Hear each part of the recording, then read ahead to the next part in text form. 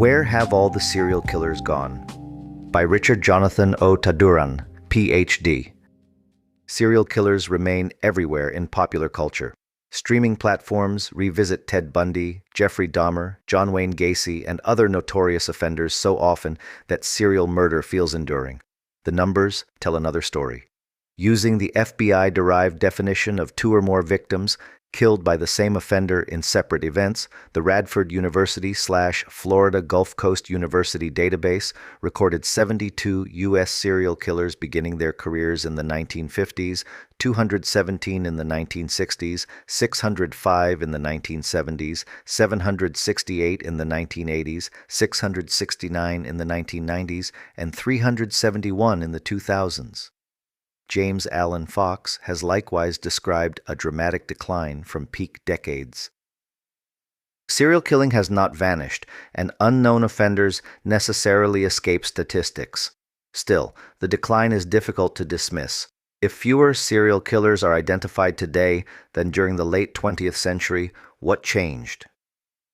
When serial killers flourished. The decades when serial murder flourished generated no shortage of explanations, though none alone accounts for the pattern. One begins with the post-war generation itself. Many offenders active in the 1970s and 1980s were born in the 1930s through 1950s and reached adulthood amid rapid social change and a large young adult population. Developmental histories have also attracted attention. Severe childhood abuse and adverse experiences increase risks of later violent offending. Although most abused children never become violent criminals, and no childhood profile predicts serial murder. Adversity is therefore better understood as a risk factor than a deterministic explanation. Another hypothesis concerns lead. Mid-century children experienced widespread exposure through leaded gasoline, paint, and industrial pollution. Lead is neurotoxic.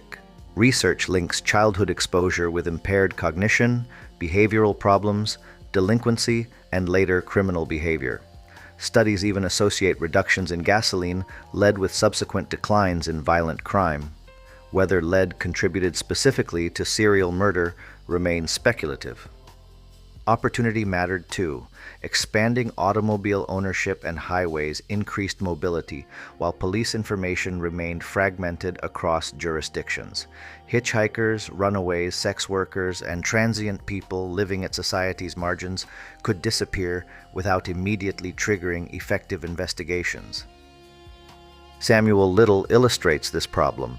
Considered the most prolific serial killer in U.S. history, the FBI found his confessions to 93 murders between 1970 and 2005 credible.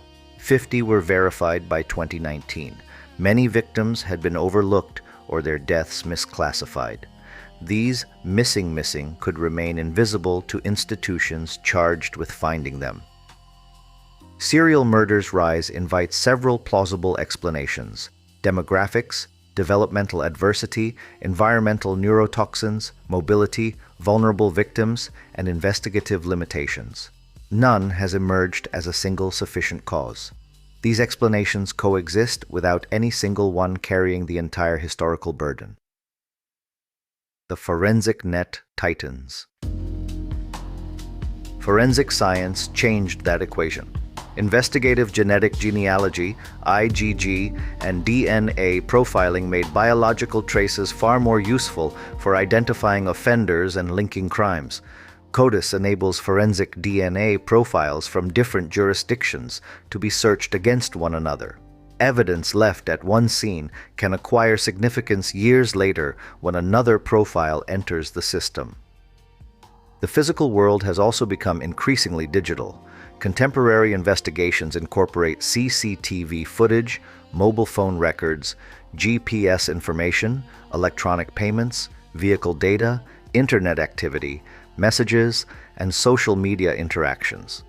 None guarantees an arrest, but collectively they make moving through society anonymously far harder.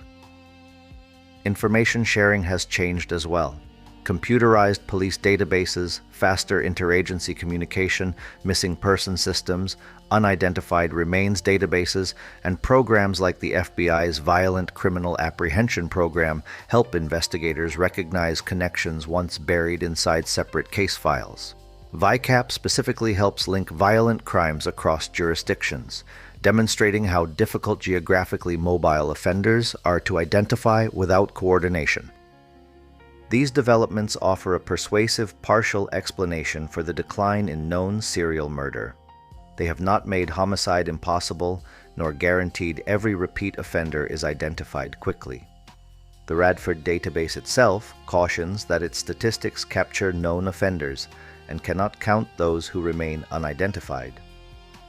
A killer operating in 1975 could move between jurisdictions, leaving evidence investigators had no practical means of comparing. The same behavior today generates DNA matches, camera images, phone records, and searchable digital connections. Modern forensic science has altered a crucial feature of serial offending. Remaining invisible across repeated crimes has become increasingly difficult. Cold cases also reopen when old evidence meets new technology. But extreme violence has not disappeared. That would be an encouraging place to end, except that other forms of extreme violence have become increasingly prominent. While much serial murder data relies on U.S. tracking, the growing visibility of public mass violence is an increasingly international phenomenon. U.S. research documents rising public mass shootings. An NIJ-supported database found more than half of incidents from 1966 to 2019 occurred after 2000, while annual deaths rose from 8 in the 1970s to 51 in the 2010s. Recent events brought that contrast home. On June 22, 2026, 2 students opened fire at San Jose National High School in Tacloban City, killing 3 students and injuring at least 20. On August 7th, a 14-year-old in Nonthaburi, Thailand, killed his grandparents before attacking his school, where he killed several more people and wounded at least 23 others before dying by suicide. These incidents do not show that mass murderers have replaced serial killers. The categories are not interchangeable. Serial murder involves killings committed in separate events over time, whereas mass violence concentrates multiple victims within a single incident or continuous episode. They leave a sharper question: why does extreme violence become more visible in one form during one period and in another form elsewhere?